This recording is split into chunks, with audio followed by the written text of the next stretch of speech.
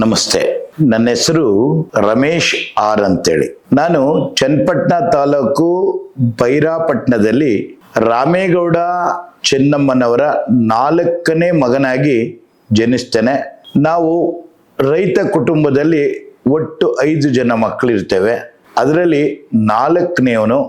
ನಾನು ಪ್ರಾಥಮಿಕ ಶಾಲೆಯನ್ನ ನಾನು ಚನ್ನಪಟ್ಟಣ ತಾಲೂಕು ನನ್ನ ಹುಟ್ಟೂರಿನಲ್ಲೇ ನಾನು ಬೈರಾಪಟ್ಟಣದಲ್ಲೇ ನಾನು ವ್ಯಾಸಂಗವನ್ನ ನಾನು ಮಾಡ್ತೇನೆ.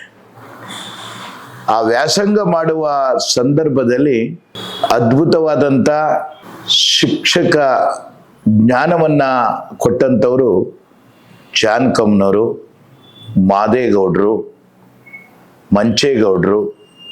ಈ ರೀತಿಯಾಗಿ ನನಗೆ ಆ ವಿದ್ಯಾಭ್ಯಾಸದ ಒಂದು ಸಮಯವನ್ನ ಬಹಳ ಕಠಿಣವಾದ ರೀತಿಯಲ್ಲಾದರೂ ಉತ್ತಮವಾದ ರೀತಿಯಲ್ಲಿ ನನಗೆ ವ್ಯಾಸಂಗವನ್ನು ಕೊಡ್ತಾರೆ. ನಾನು 1ರಿಂದ 4ನೇ ಕ್ಲಾಸನ್ನು ನನ್ನೂರಿನಲ್ಲೇ ಓದ್ತಾ ಇದ್ದಂಥ ಸಂದರ್ಭದಲ್ಲಿ ನಾನು ಒಂದಿನ ಶಾಲೆಗೆ ಹೋಗೋದಿಲ್ಲ ಅಂತೇಳಿ ನಾನು ಹಠ ಹಿಡಿದು ಬಿಡ್ತೇನೆ. ಹೋಗೋದೇ ಇಲ್ಲ. 2 ರಾತ್ರಿ ನಾನು ರಾಗಿ ಹುಲ್ ಮೆದೆ ಅಂತ ಇರುತ್ತೆ, ಆ ಮೆದೆ ತವೇ ಕಾಲ ಕಳೀತೇನೆ. ಆವಾಗ ಪುಟ್ಟಮಾದೇಗೌಡರು ಅಂತೇಳಿ ಜವರೇಗೌಡರು ಊರಿನವರು, ತುಂಬ ಒಳ್ಳೆ ವ್ಯಕ್ತಿ. ಅವ್ರು ಬಂದು ನನ್ನ ಪ್ರೀತಿಯಿಂದ ಮತ್ತೆ ಶಾಲೆಗೆ ಕರ್ಕೊಂಡೋಗ್ತಾರೆ. ಆ ಶಾಲಾ ಒಂದು ಚಟುವಟಿಕೆ ತುಂಬ ಚೆನ್ನಾಗಿ ನಡ್ಕೊಂಡು ಹೋಗ್ತಾ ಇರುತ್ತೆ. ಜೊತೆಗೆ ಅದೇ ತಾಲೂಕಿನ ನನ್ನೂರಿನ ಪಕ್ಕದ ಒಳಗೆರೆ ದೊಡ್ಡಿ ಗ್ರಾಮದ ಚಿಕ್ತಿಮ್ಮಯ್ಯನವರು ಅಂತೇಳಿ ಭಾಳ ಚೆನ್ನಾಗಿ ಕಾಗುಣಿತವನ್ನ ಮಗ್ಗಿಯನ್ನ ತುಂಬ ಚೆನ್ನಾಗಿ ಕಲಿಸ್ತಾರೆ.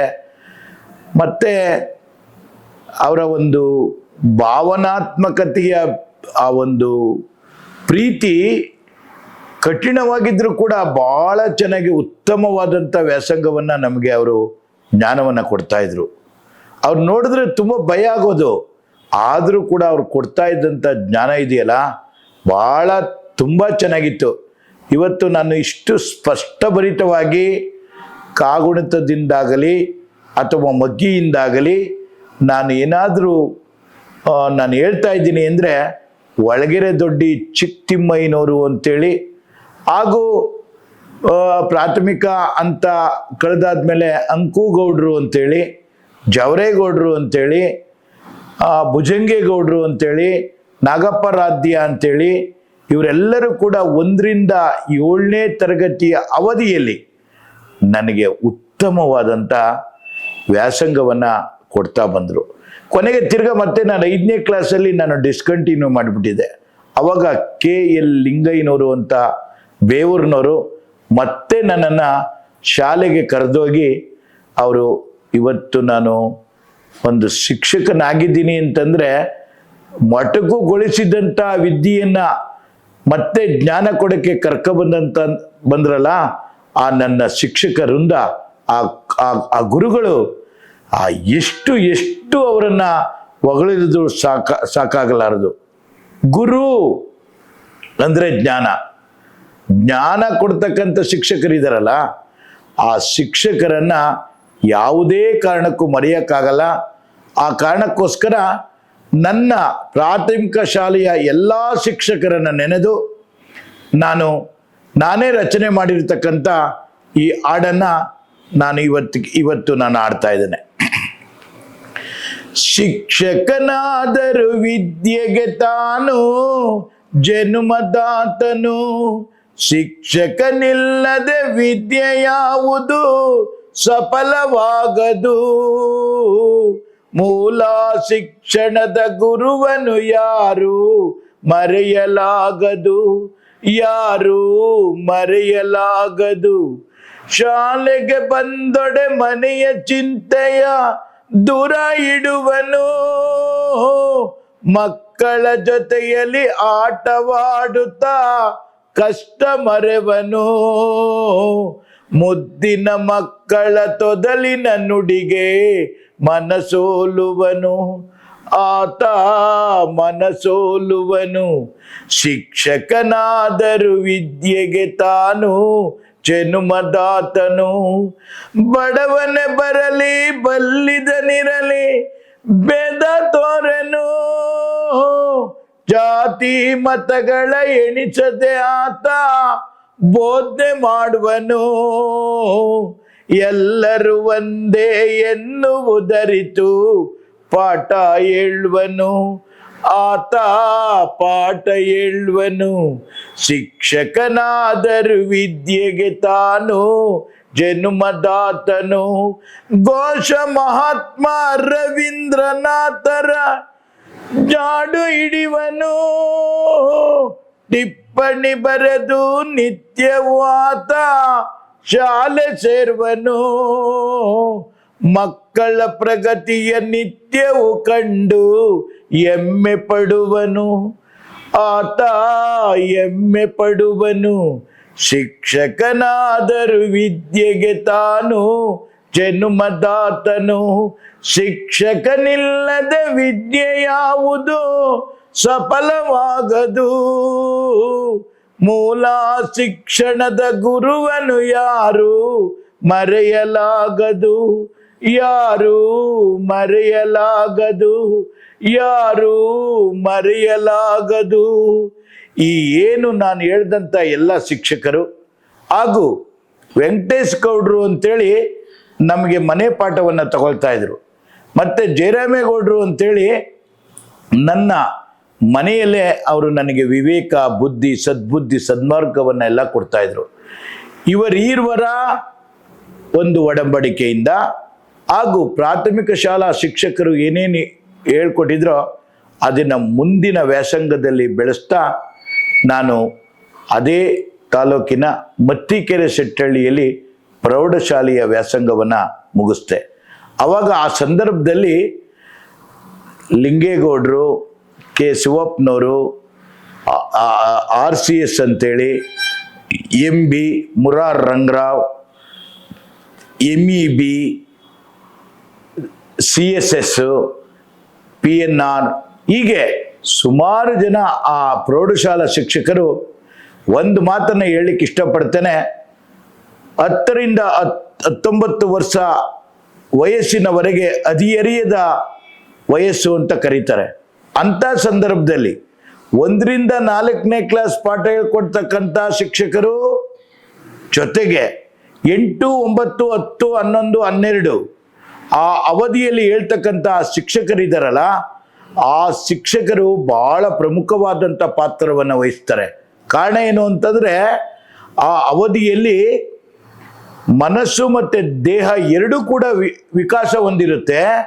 ಆ ವಿಕಾಸ ಹೊಂದಿದಂಥ ಸಂದರ್ಭದಲ್ಲಿ ಆ ಪ್ರೌಢಶಾಲಾ ಶಿಕ್ಷಕರಿದ್ದಾರಲ್ಲ, ಅವರು ಆ ಮೆದುಳು ಅರಳ್ತಾ ಇದ್ದಂಥ ಜಾಗಕ್ಕೆ ಒಳ್ಳೊಳ್ಳೆ ವಿಷಯಗಳನ್ನು ತುಂಬಿ ಒಳ್ಳೊಳ್ಳೆ ಭಾವನಾತ್ಮಕತೆಯ ಭಾವೈಕ್ಯತೆಯನ್ನು ಮೂಡಿಸಿ, ವಿದ್ಯೆ ಅಂದ್ರೇನು, ಜ್ಞಾನ ಅಂದ್ರೇನು, ನಿಮ್ಮ ಬದುಕು ಹೇಗೆ ಮುಂದೆ ರೂಢಿಸ್ಕೋಬೇಕು ಅಂತ ಹೇಳಿ ಆ ಪ್ರೌಢಶಾಲಾ ಹಂತದಲ್ಲಿ ಬೋಧನೆ ಮಾಡ್ತಾರಲ್ಲ, ಅವರು ಭಾಳ ಅದ್ಭುತವಾದಂಥ ಶಿಕ್ಷಕರು. ಕಾರಣ ಏನು ಅಂತಂದರೆ, ವಿದ್ಯಾರ್ಥಿ ಜೀವನ ಅಂದೇಟಿಗೆ ಒಂದು ಕಲ್ಲು, ಆ ಕಲ್ಲನ್ನು ಸುಂದರವಾದ ಸಿಲಿಯನ್ನಾಗಿ ಮಾಡುವಂಥವರು ಈ 1 ರಿಂದ 10ನೇ ತರಗತಿವರೆಗೆ ಪಾಠ ಏನು ಮಾಡ್ತಾರೋ ಆ ಶಿಕ್ಷಕರು ಆ ಕಾಡುಗಲ್ಲನ್ನು ಉತ್ತಮ ಸಿಲಿಯನ್ನಾಗಿ ತಿದ್ದಿ ತೀಡಿ ಒಳ್ಳೆ ಮುಂದಿನ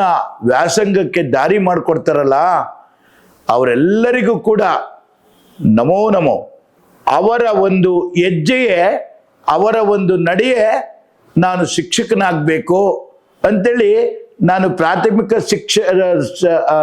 ಶಿಕ್ಷಣ ಪಡಿತಾ ಇರುವಂಥ ಅವಧಿಯಲ್ಲೇ ನಾನೇನು ಮಾಡ್ತಾ ಇದ್ದೆ ಅಂದರೆ, ರಜದ ಸಂದರ್ಭದಲ್ಲಿ ನಾನು ಒಂದು ಪುಸ್ತಕ ತಗೊಳ್ಳೋದು, ವ್ಯಾಲ್ಯೂಯೇಷನ್ ಮಾಡ್ದಂಗೆ ಮಾಡೋದು, ನಾನೇ ತಪ್ಪಾಕೋದು, ಕಂಬಕ್ಕೆ ಒಂದು ಜ್ವಾಲದ ಕಡ್ಡಿ ತಗೊಂಡು ನಾನು ಕಂಬಕ್ಕೆ ಹೊಡಿತಾ ಇದ್ದೆ. ತಪ್ಪು ಮಾಡಿದೆಯಾ, ತಪ್ಪು ಮಾಡಿದೆ. ಆವಾಗ ನಮ್ಮ ತಂದೆ ತಮ್ಮ ಒಬ್ಬರು ಚಿಕ್ಕಪ್ಪನವರು, ಲೇ ಕುಳ್ಮೇಷ್ಟ್ರೆ ಅಂತೇಳಿ ನನಗೆ ಅವತ್ತೇ ಮೇಷ್ಟ್ರು ಅಂತ ಪಟ್ಟವನ್ನು ಕಟ್ಟಿದ್ರು. ಅದೇ ಒಂದು ಇದು ನಾನು SSLCಯನ್ನು ಪಾಸ್ ಮಾಡಿ ನಾನು ಮಂಡ್ಯ ಗೌರ್ಮೆಂಟ್ ಕಾಲೇಜಲ್ಲಿ ವ್ಯಾಸಂಗ ಮಾಡೋಕ್ಕೆ ಹೋದಾಗ ನನ್ನ ದುರಾದೃಷ್ಟವಶಾತ್ ವಿಧಿವಶಾತ್ ನನ್ನ ತಂದೆ ತೀರೋಗ್ತಾರೆ. ಆ ಸಂದರ್ಭದಲ್ಲಿ ನಮ್ಮ ತಂದೆಯ 11ನೇ ಅಂತಿಮ ಕ್ರಿಯೆ ದಿನ ನಂದು ಎಕ್ಸಾಮ್ ಇರುತ್ತೆ. ನಾನು ನಮ್ಮ ತಂದೆಯ ಅಂತಿಮ ಕ್ರಿಯೆಗೆ ನಾನು ಇರೋದೇ ಇಲ್ಲ. ನಾನು ಮಂಡ್ಯ ಎಕ್ಸಾಮ್ ಬರೆಯೋಕ್ಕೆ ಹೋಗ್ತೇನೆ. ಅದಾದಮೇಲೆ ಮತ್ತೆ ನನ್ನ ವಿಧಿ ನನ್ನ ಆಟ ಆಡಿಸುತ್ತಲೇ ಇತ್ತು.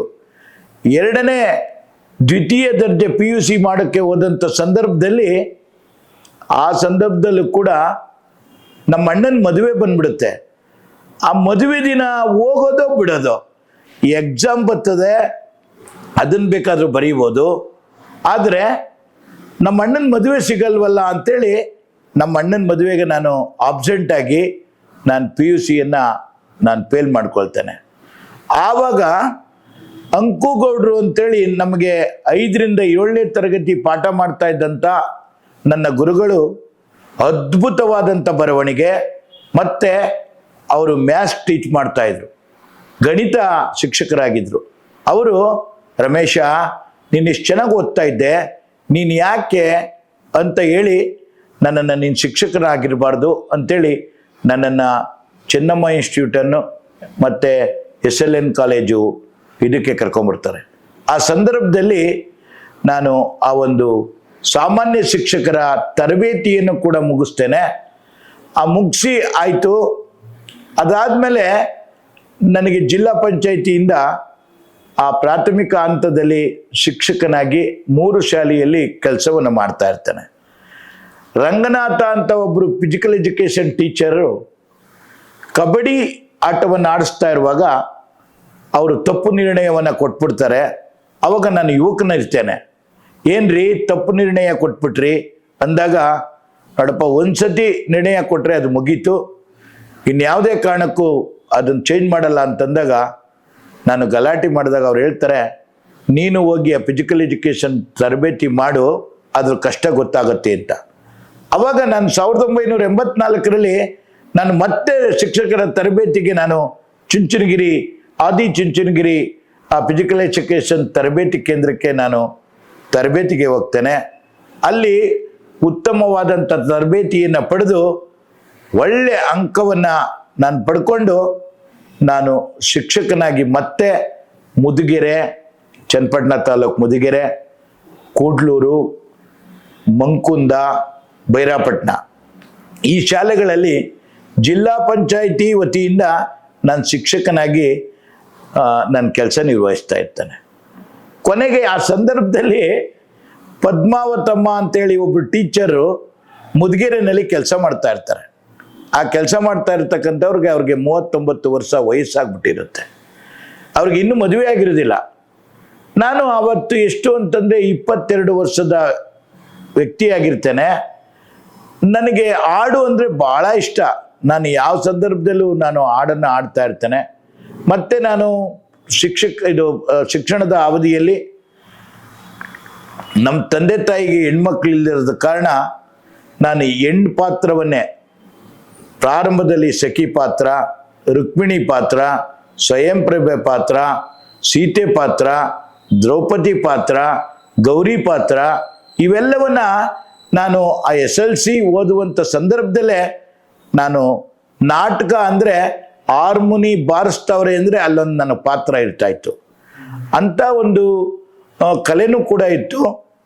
ಆ ಸಂದರ್ಭದಲ್ಲಿ ನಾನು ವೇದಿಕೆ ಮೇಲೆ ನಾನು ಒಂದು KS ನರಸಿಂಹಸ್ವಾಮಿ ವಿರಚಿತ ಒಂದು ಗೀತೆಯನ್ನು ನಾನು ಆಡಿದೆ. ಒಂದು 2 ಲೈನ್ ಆಡ್ತೀನಿ ಅದನ್ನು.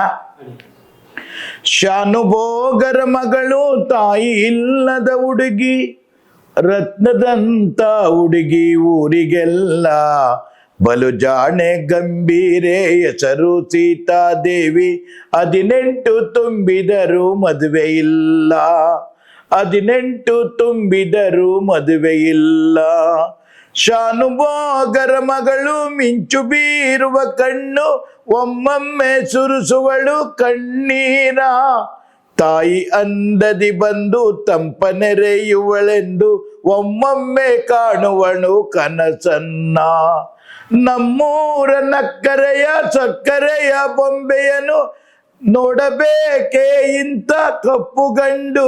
ಈ ರೀತಿಯಾಗಿ ಆ ಶಾನುಭೋಗರ ಮಗಳದು ಒಂದು ಹಾಡನ್ನು ನಾನು ಆಡಿದಾಗ ಆ ಟೀಚರು ನನ್ನನ್ನೇ ಉದ್ದೇಶಿಸಿ ಬರೆದಿದ್ದಾರೆ ಅಂತೇಳಿ ಅವತ್ತಿನ ಕಾಲದಲ್ಲಿ ಯೈವು ಆಗಿದ್ದಂಥವರು ಕಂಪ್ಲೇಂಟ್ ನೀಡಿ ಕೊನೆಗೆ ನನ್ನನ್ನು ಬೇರೊಂದು ಶಾಲೆಗೆ ವರ್ಗಾಯಿಸಿದಾಗ ಲಕ್ಷ್ಮೀಪತಿ ಪುಟ್ಟಣ್ಣ ಅಂತೇಳಿ ಜವರೇಗೌಡರು ಚಕ್ಕೆರೆಗೆ ಹೋಗ್ಬೇಕಾದವರು ಆ ಹೋಗುವ ದಾರಿಯಲ್ಲಿ ಕೂಡ್ಲೂರು ದಾರಿಗೆ ಬರ್ತಾರೆ.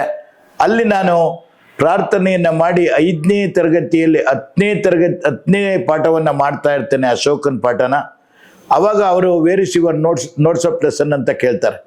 ಸ್ವಾಮಿ, ನಾನು ಪುಕ್ಕಟ್ಟೆ ಶಿಕ್ಷಕ, ನನಗೆ 100 ರೂಪಾಯಿ ಕೊಡ್ತಾ ಇದ್ದಾರೆ ಅಂದಾಗ ಅವರು ಎಂಥ ಒಬ್ಬ ಟೀಚರ್ ನೀನು ಅಂಥೇಳಿ ನನಗೆ ಒಂದು ಪತ್ರವನ್ನು ಕೊಟ್ಟು ಬೆಂಗಳೂರಿಗೆ ಬಾ ಅಂಥೇಳಿ ನನಗೆ ದ ನ್ಯೂ ಮಾಡೆಲ್ ಹೈಸ್ಕೂಲ್ನಲ್ಲಿ ಪೋಸ್ಟನ್ನು ಕೊಡಿಸ್ತಾರೆ. ಅಲ್ಲೂ ಕೂಡ ನನಗೆ ದೊರೆಯೋದಿಲ್ಲ.